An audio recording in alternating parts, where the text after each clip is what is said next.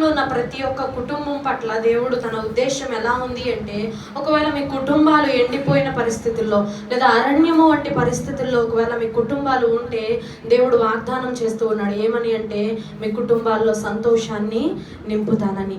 దేవుడు ఏమని అంటున్నాడు అంటే, మీ కుటుంబంలో ఉల్లాసాన్ని ఉంచుతానని.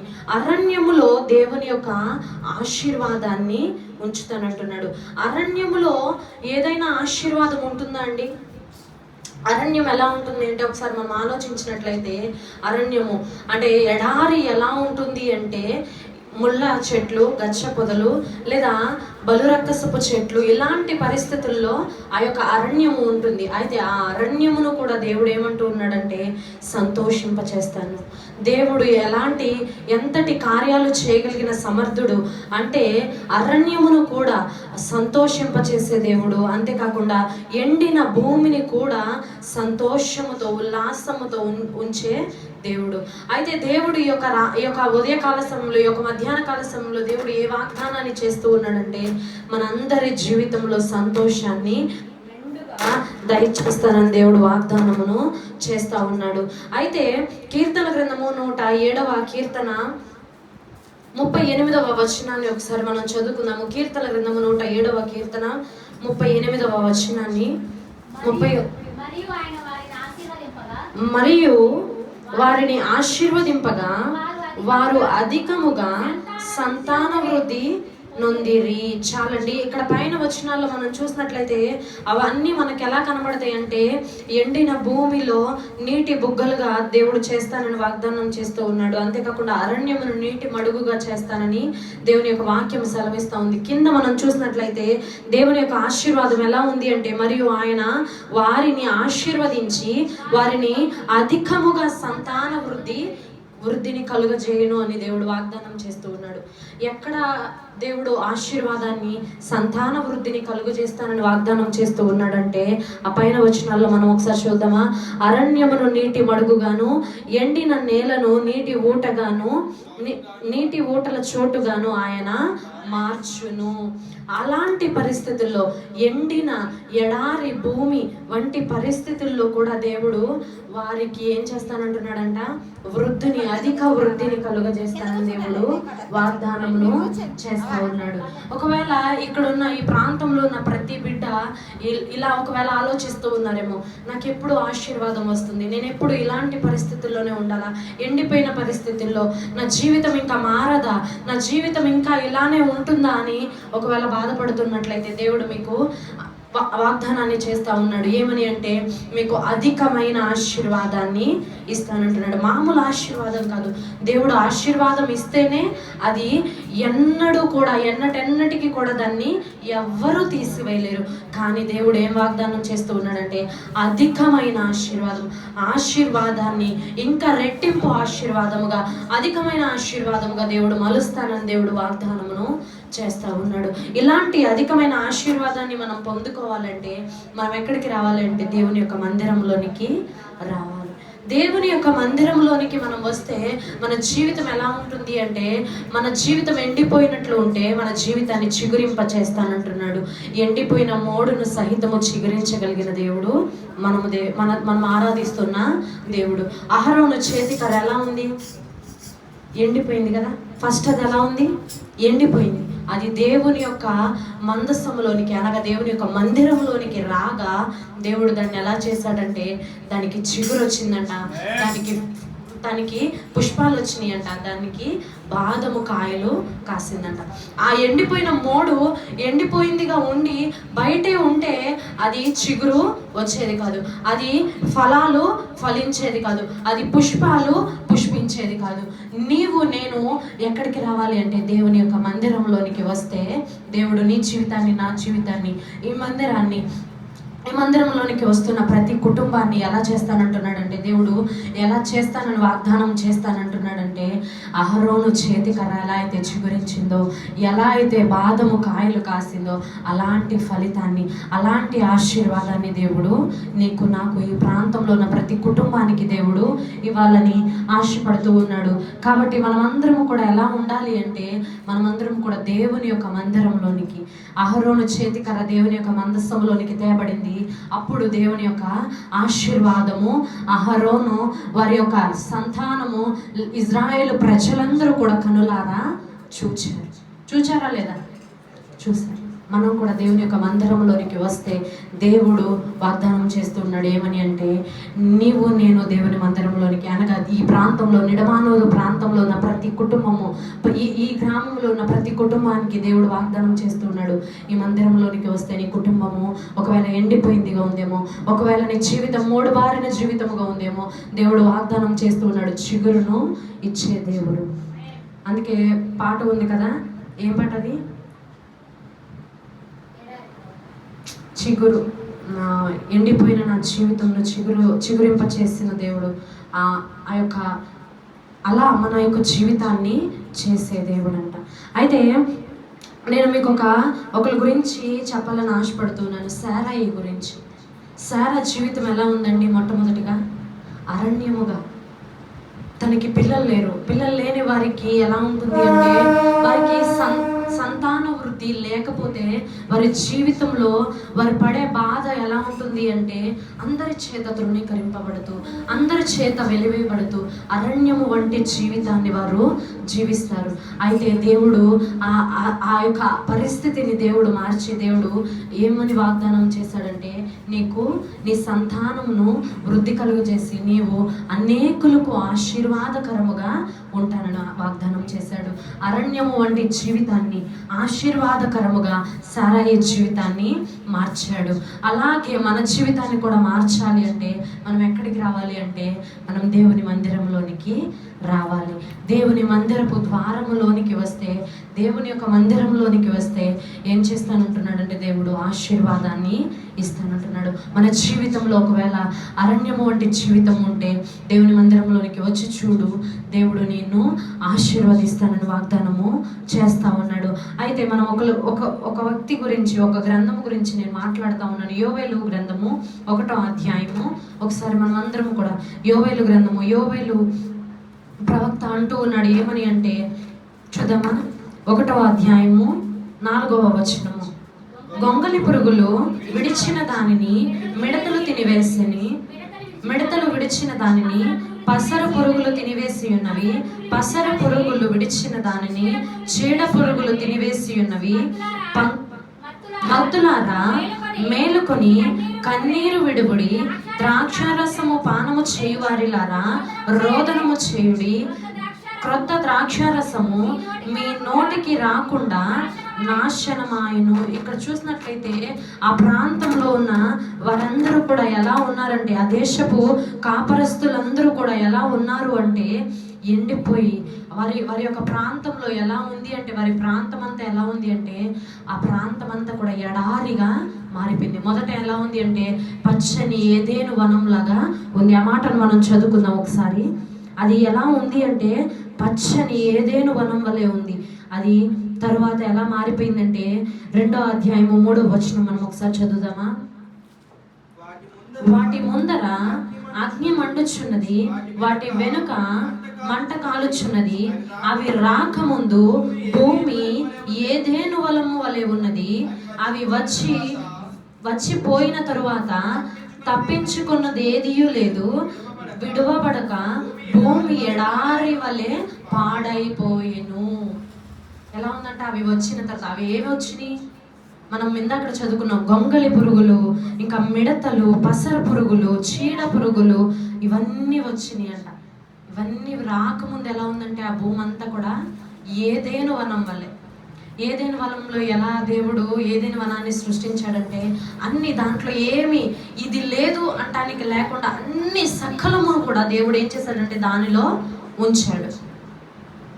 అయితే ఈ గొంగలి పురుగులు, మిడతలు, చీడ పురుగులు సమస్తము వచ్చిన తర్వాత, ఇవన్నీ కూడా వచ్చిన తర్వాత ఎలా అయిపోయిందంటే, అది ఎండిన భూమి ఎలా అయితే అయిపోతుందో అలా అయిపోయింది. అక్కడ ఉన్న చెట్లన్నీ కూడా ఎలా అయిపోయినాయి అంటే గొంగళ పురుగులు వచ్చినాయి అంట. గొంగళ పురుగులు వచ్చి ఆకు మీద ఉన్న ఆకు అంతా తింది, ఆకు మీద ఉన్న పైన పసరంతా తింది. తర్వాత చీడ పురుగులు వచ్చి మిడతలు వచ్చి మిగిలినదంతా తినేసింది. మిగిలినదంతా తిన్న తర్వాత పసర పురుగులు వచ్చినాయి, దానిలో ఉన్న పసరంతా పచ్చదనం అంతా తినేసిన తర్వాత చీడ పురుగులు వచ్చిన తర్వాత ఆ పచ్చదనం పోయిన తర్వాత ఏం మిగిలింది? ఉట్టి మోడు కండ మాత్రమే మిగిలింది. ఆ కండను కూడా ఆ చీడ పురుగులు తినేసింది. ఇంకేమైనా ఉంటుందా? క్రొత్త ఆహారం రావడానికి ఏమైనా అవకాశం ఉంటుందా? ఉన్న ఆహారం అంతా పోయింది. ఇంకా తర్వాత ఆహారం రావడానికి ఏమైనా అవకాశం ఉంటుందా? చెట్టు ఉంటే ఆ చెట్టు ఫలించి ఒక కాయ కాసి ఆ కాయను మనం అలా అట్టి పెడితే విత్తనాలకి పనికి వస్తుంది, అవునా కదా? మనం ఒక వంకాయ చెట్టు వేస్తాం. ఒక వంకాయ చెట్టు వేసిన తర్వాత దానికి విత్తనాలకి మనం ఏం చేస్తామంటే ఒక కాయను ఉంచుతాం, అవునా కదా? ఉంచుతామా లేదా?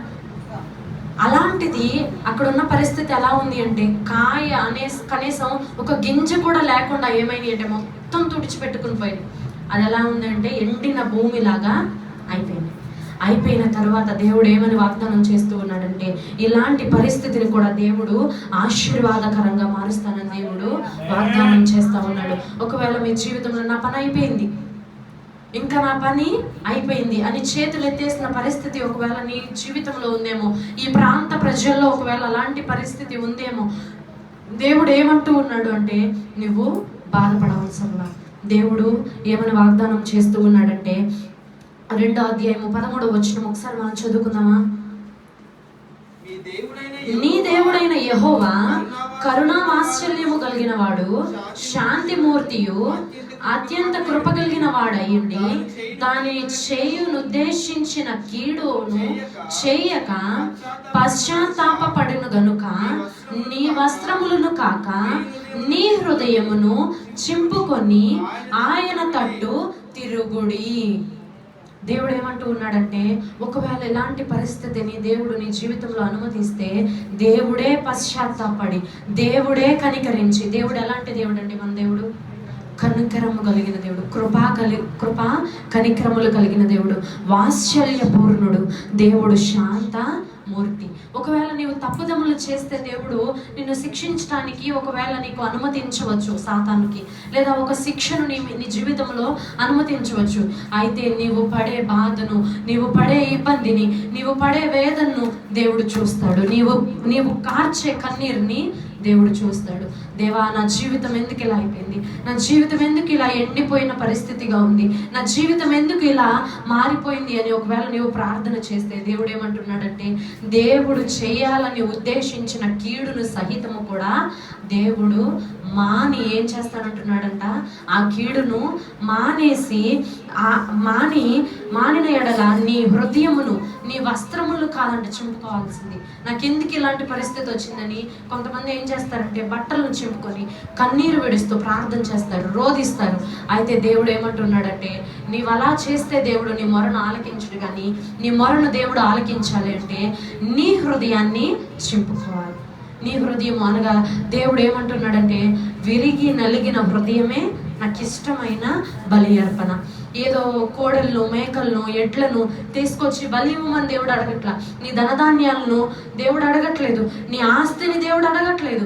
ఏం అడుగుతూ ఉన్నాడంటే దేవునికి ఏమి ఇష్టము అంటే నీ హృదయము దేవునికి ఇష్టము. నీ హృదయము ఎప్పుడు దేవునికి ఇష్టమవుతుంది అంటే విరిగి నలిగిన హృదయము దేవుని తట్టు తిరిగితే అప్పుడు ఆయన నీ తట్టు తిరుగుతాడు. ఒకవేళ మనం ఇంకా దేవుని తట్టు తిరగకుండా మొండి వారం వల్లే ఇంకా నాకు దేవుడు ఏం చేస్తాడులే, నా పని అయిపోయింది, ఇంకా నా పరిస్థితుల్లో, నా జీవితంలో ఇంకా ఏ కార్యము చేయటానికి నాకు అవకాశం లేదు, మనుషులు చేయతేశారు, వైద్యులు చేయతేశారు, ఇంకా నా జీవితంలో ఇంకా ముందు అడుగు వేయటానికి నాకు అవకాశమే లేదు అనే పరిస్థితుల్లో ఒకవేళ నీవు ఉంటే దేవుడు ఏమని వాగ్దానం చేస్తూ ఉన్నాడంటే నీ హృదయాలను, నీ బట్టలను కాదు చింపుకునేది, అనగా నీవు పై రూపాన్ని నీవు నలగొట్టుకుంటే దేవునికి ఏ మాత్రము ఇష్టం లేదు. నీవేమి నలగొట్టుకోవాలంటే నీ హృదయాన్ని దేవుని వైపు త్రిప్పు త్రిప్పుకోవాలి. నీ హృదయము త్రిప్పుకోవటం అంటే వచ్చి కూర్చుని ప్రార్థన చేస్తే సరిపోదు. నీవు ఎలా ప్రార్థన చేయాలి అంటే కన్నీరు విడుస్తూ విరిగి నలిగిన హృదయముతో నీకున్న బాధలన్నీ కూడా దేవుని మందిరంలోనికి వచ్చి ప్రార్థన చేస్తే దేవుడు ఏమంటున్నాడు, నీ మీదకి వచ్చే ప్రతి కీడును కూడా తప్పిస్తానంటున్నాడు. తప్పించగలిగిన సమర్థుడా కదా మన దేవుడు. నేను ఆరాధించే దేవుడు ఎలాంటి దేవుడు అండి?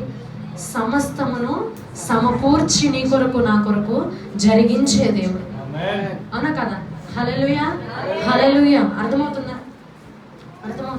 మన జీవితాన్ని దేవుడు ఎలా మారుస్తాడు అంటే, దేవుడు చేయనుద్దేశించిన కీడు సహితము, అపవాది చేతిలో ఉన్న ఆ యొక్క బంధకాలను సహితము విడిపించి నీ జీవితంలో, నా జీవితంలో ఆశీర్వాదాన్ని ఇచ్చే దేవుడు. ఈ ప్రాంతం ఎలా ఉంది అంటే, ఒక 2 మాటలు నేను చెప్పి ఆశీర్వాదంలోనికి వెళ్ళిపోతాను. నేను ఆశీర్వాదం ఎలా దేవుడు ఆశీర్వదించాడో చెప్తాను. 2 మాటలు. 2వ అధ్యాయము 2వ వచనం ఒకసారి చదువుకుందామా?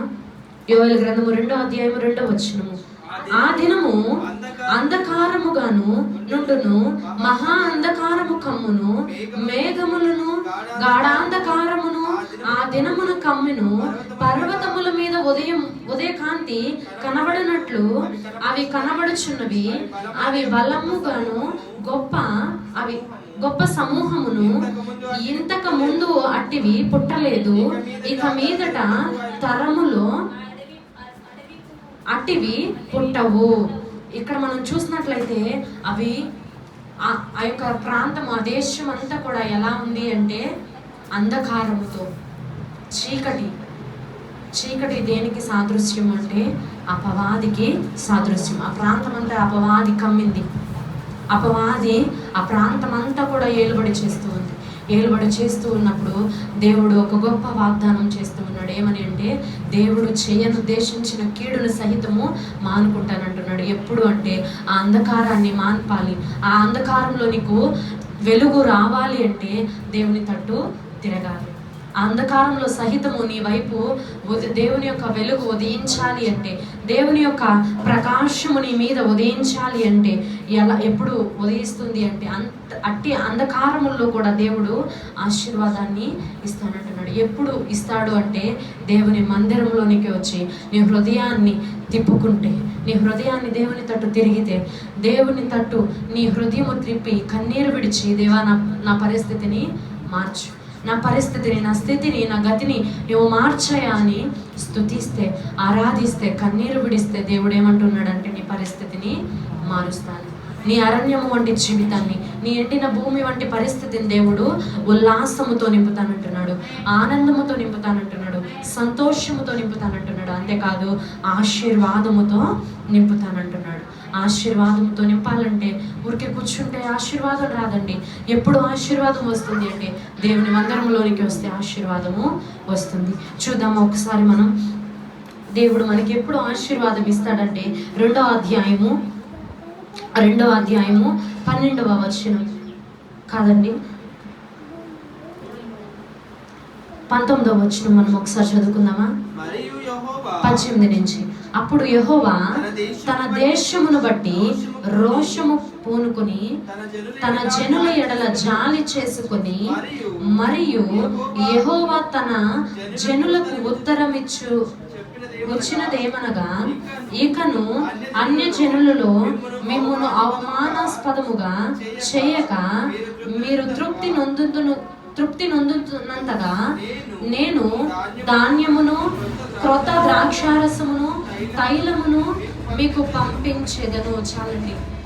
ఇక్కడ మనం చూసినట్లయితే దేవుడంట, అప్పుడు యెహోవా తన దేశమును బట్టి రోషము పూనుకొని తన జనుల ఎడల జాలి పడ్డాడంట. ఎప్పుడు మన పట్ల జాలి వస్తుందంటే, దేవుని చిత్తములో మనం ఉంటే, దేవుని చిత్తము మనం చేస్తే, దేవుని చిత్తంలో మనం ఉంటే, అప్పుడే దేవుడు ఏమంటున్నాడంటే, నీ పట్ల నా పట్ల దేవుడు జాలి కలిగి ఉన్నాడంట. అంతేకాదు దేవుడు ఏమని ఉత్తరం ఇస్తూ ఉన్నాడంటే తన ప్రజలకు, అక్కడ ఎలా ఉంది అంటే అరణ్యము వంటి పరిస్థితి వచ్చి ఏం చేసింది అంటే, చెట్లో మోడు కూడా లేకుండా తినేసింది. కనీసం ఆ యొక్క మోడు కూడా లేకుండా తినేసింది. అలాంటి పరిస్థితుల్లో మనకి ధాన్యం వస్తుందండి, క్రొత్త ద్రాక్షారసం వస్తుందండి? రాదు. అయితే దేవుడు ఏమని వాగ్దానం చేస్తూ ఉన్నాడంటే, నేను ధాన్యమును, క్రొత్త ద్రాక్షారసమును, తైలమును మీకు పంపించేదను. ఎక్కడి నుంచి పంపిస్తాడండి దేవుడు? దేవునికి అసాధ్యమైనది ఏదన్నా ఉందా? ఉందా? లేదు. దేవునికి అసాధ్యమైనది ఏది కూడా లేదు. దేవునికి సమస్తమును సాధ్యమే. ఎండిన మోడును కూడా చిగురింప చేసే దేవుడు మనం ఆరాధించే దేవుడు. అప్పుడు దేవుడు ఏమని పంపిస్తూ ఉన్నాడంటే, నీకు ధాన్యమును, క్రొత్త ద్రాక్షారసమును, తైలమును మీకు పంపించేదను. ఎవరు పంపిస్తారంట? దేవుడే ఉత్తరం ఇచ్చాడంట స్వయంగా. మనం ప్రార్థన చేస్తే మన ప్రార్థన మనం ఉంటున్న ప్రాంతంలో నుండి దేవుని మందిరంలోనికి, అంటే ఒకవేళ మనం దేవుని మందిరంలో కూర్చుని ప్రార్థన చేస్తే మన ప్రార్థన ఈ పైకప్పు దాటి వెళ్తుందండి పైకి. మన ప్రార్థన ఎలా ఉండాలి అంటే, మన పాపములను ఒప్పుకోవాలి మొట్టమొదటిగా. ఎలా ఉండాలంట మన ప్రార్థన? దేవుడు అంటూ ఉన్నాడు, నీవు ప్రార్థన చేస్తే నేను నా చెవిని ఆలకించి వింటాను, నా కుమార్తె ఏం ప్రార్థన చేస్తుంది అని. అయితే దేవుడు ఏమంటున్నాడంటే, నీ ప్రార్థనకు దేవునికి మధ్య అడ్డుగోడగా ఉన్న నీ పాపములను మొట్టమొదటిగా ఒప్పుకొని తొలగించుకోవాలి. దేవుడు ఉత్తరం ఇస్తాడు అప్పుడు. ఎప్పుడు? మన పాపములను ఒప్పుకున్నప్పుడు. మనం అందరం కూడా పాపం చేస్తామండి. ఏదో ఒక పాపము చేసేవాళ్ళమే, ఏదో ఒక పాపము మనం అందరం కూడా చేసిన వారు. అయితే పాపము చేసి అలా ఉండుట దేవునికి ఇష్టం లేదు కనుక దేవుడు ఏమంటూ ఉన్నాడంటే, నీ పాపములను ఒప్పుకొని దేవుని తట్టు తిరిగి కన్నీరు విడిచి నీ మనస్సును దేవుని వైపు త్రిప్పితే దేవుడు ఏమని వాగ్దానం చేస్తూ ఉన్నాడంటే, అరణ్యములో సహితము దేవుడు నీకు ధాన్యాన్ని, క్రొత్త ద్రాక్షరసాన్ని, తైలమును దేవుడు నీకు అనుగ్రహిస్తానని దేవుడు వాగ్దానము చేస్తానని వాగ్దానం చేస్తూ ఉన్నాడు. అంతేకాకుండా 21వ వచనమును, దేశమా భయపడక సంతోషించి గంతులు వేయము, యెహోవా గొప్ప కార్యములు చేసెను. పశువులారా భయపడుకుడి, గడ్డి బీళ్లలో పచ్చిక మొలుచును, చెట్లు ఫలించును, అంజూరపు చెట్లు, ద్రాక్ష చెట్లు సమృద్ధిగా ఫలించును. సియోను జనులారా ఉత్సహించుడి, నీ దేవుడైన యెహోవా యందు సంతోషించుడి. తన నీతిని బట్టి ఆయన తొలకరి వర్షమును మీకు అనుగ్రహించును. వాన కురిచి పూర్వమందువలే తొలకరి వర్షమును, కడవరి వర్షమును మీకు అనుగ్రహించును. ఆమేన్, ఆమేన్. ఈ వాగ్దానమును మనమందరము కూడా స్వీకరించినట్లయితే మన జీవితంలో కూడా కడవరి వర్షము, తొలకరి వర్షము. కడవరి జీవితంలో అనగా నీవు జీవించిన జీవితము అలాంటి ఆశీర్వాదాలతో పాటు క్రొత్త ఆశీర్వాదాలు కూడా మీకు యాడ్ చేస్తానంటున్నాడు. నీ జీవితానికి క్రొత్త ఆశీర్వాదాలను కూడా కలుపుతానని దేవుడు వాగ్దానమును చేస్తానంటున్నాడు. అయితే దేశమా భయపడకు, సంతోషించి గంతులు వేయము, యెహోవా నీకు గొప్ప కార్యములు చేస్తానంటున్నాడు. మొట్టమొదటిగా దేశం ఎలా ఉందండి? ఏడుపుతో, కన్నీటితో, రోదనతో ఉంది. దేశం ఎలా ఉంది? మనం చదువుకున్నాం కదా 1వ అధ్యాయంలో 3వ వచనంలో, మత్తులారా మేల్కొని కన్నీరు విడువుడి, ద్రాక్షరసం పానము చేయువారులారా రోదన చేయుడి, క్రొత్త ద్రాక్షరసము మీ నోటికి రాకుండా నాశనము ఆయను. ఇంకొక వచనం చదువుకుందాం, 8వ వచనం ఒకసారి. పెనిమిటి పోయిన యవ్వనస్తురాలు గోనె పట్ట కట్టుకొని అంగలార్చున్నట్లు నీవు అంగలార్చి. చాలండి. ఎలా ఉంది మొట్టమొదటి దేశం? ఎలా ఉందంట? పెనిమిటి పోయిన యవ్వనరాలు ఎలా అంగలార్చిద్దో అలా ఉందంట దేశం. అప్పుడే పెళ్లి చేసుకుంది ఒక యవ్వనస్తురాలు, భర్త పోతే ఎంత వేదన, ఎంత రోదనండి, ఎంత రోదిస్తుంది ఆ స్త్రీ. నా జీవితం ఏంటి, నా బ్రతుకేంటి అని రోదన చేస్తుంది. అలాంటి రోదన, అంతకంటే ఎక్కువ రోదన ఆ దేశము చేసింది. అయితే ఆ దేశాన్ని దేవుడు విడిచిపెట్టలేదు. ఎలాంటి వాగ్దానం చేశాడంటే, దేశమా భయపడకము, సంతోషించి ఉల్లసించి గంతులు వేయము, నీ జీవితంలో గొప్ప కార్యాన్ని దేవుడు చేస్తానని వాగ్దానం చేస్తూ ఉన్నాడు. నీ జీవితంలో ఒకవేళ ఎలాంటి పరిస్థితి ఉందేమో, భయపడకు తల్లి, భయపడకు అన్న, భయపడకు అమ్మ. ఏమంటున్నాడు అంటే, దేశమా భయపడకు. నీవు భయపడవలసిన లేదు. ఈ పరిస్థితి నా జీవితం ఎలా ఉందంటే, నా జీవితం ఇలా ఉంది, నా పరిస్థితి ఇలా ఉంది, నాకు అనారోగ్య పరిస్థితి, నేను ఎలా మార్చుకోవాలి? నా కుటుంబము అనారోగ్య పరిస్థితితో వెంటాడుతూ ఉంది, ఆర్థిక పరిస్థితుల చేత నా కుటుంబము తల్లడిల్లిపోతుంది, నా కుటుంబము, నా జీవితము ఎట్టిపోతుందో అర్థం కావట్లేదు అని ఒకవేళ నీవు భయపడుతూ ఉన్నావేమో, నీతో దేవుడు వాగ్దానం చేస్తున్నాడు తల్లి. ఏమని అంటే, భయపడకు, దేవుని యందు సంతోషించుము, దేవుని యందు ఉల్లసించుము. నీ జీవితంలో దేవుడు గొప్ప కార్యములు చేయటానికి సిద్ధంగా ఉన్నాడు. అయితే నీవు చేయాల్సిన ఒక్క పని ఏమిటంటే, దేవుని మందిరంలోనికి రా, వచ్చి నీ హృదయాన్ని చింపుకొని కన్నీరు విడిచి ప్రార్థన చేయి. నీ జీవితంలో గొప్ప కార్యాన్ని దేవుడు ఆ రోజు నుంచే దేవుడు నీ కార్యాన్ని చేస్తానంటున్నాడు. అంతేకాకుండా గొప్ప కార్యాలే కాదంటండి. 25వ వచనం కూడా ఒకసారి మనం చూద్దామా? 24 నుంచి చూద్దాం. కొట్లు ధాన్యముతో నిండును, క్రొత్త ద్రాక్షరసము, క్రొత్త తైలము, గానుగులకు పైగా పొర్లి పారును. మీ కడుపారా తిని తృప్తి పొంది మీ కొరకు వింత కార్యములు జరిగించును. నీ దేవుడైన యెహోవా నామమున స్తుతించునట్లు. చాలండి, ఆ తర్వాత చదువుకుందాం. ఇక్కడ మనం చూసినట్లయితే మొట్టమొదటిగా మనం దేవుని మందిరంలోనికి వస్తే గొప్ప కార్యాలు చేస్తాడు. దేశమా భయపడకు, సంతోషించి ఉల్లసించుము, నీ జీవితంలో గొప్ప కార్యాలు చేస్తానంటున్నాడు. ఎప్పుడు అంటే, నీ హృదయాన్ని దేవుని తట్టు త్రిప్పితే. ఎప్పుడు నీ హృదయాన్ని దేవుని తట్టు త్రిప్పితే దేవుడు ఏమంటున్నాడు? నీ జీవితంలో గొప్ప కార్యాలను చేస్తానంటున్నాడు. అంతేకాదు, దేవునికి అసాధ్యమైనది ఏదీ లేదు. తొలకరి వర్షము, కడవరి వర్షము మీకు అనుగ్రహించును. కొట్లు ధాన్యముతో నిండుకొనిను, క్రొత్త ద్రాక్షరసము, క్రొత్త తైలము, గానుగులకు పైగా పొర్లి పారును. ఇది సాధ్యమేనండి. ఆ భూమి అంతా కూడా ఎండిపోయింది. క్రొత్త ద్రాక్షరసం, క్రొత్త తైలం, క్రొత్త తైలము, క్రొత్త ద్రాక్షరసము, క్రొత్త ధాన్యము, ఈ 3 రావడానికి అవకాశం ఉంటుందా?